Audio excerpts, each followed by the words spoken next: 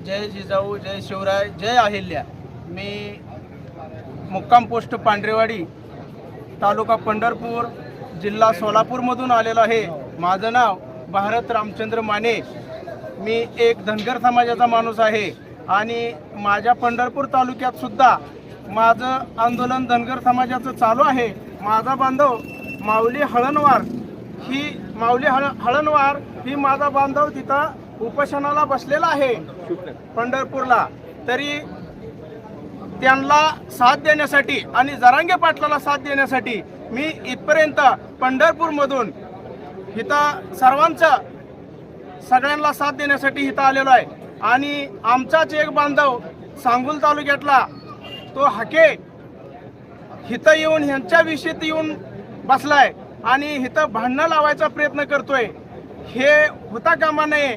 जरांगे पाटील आज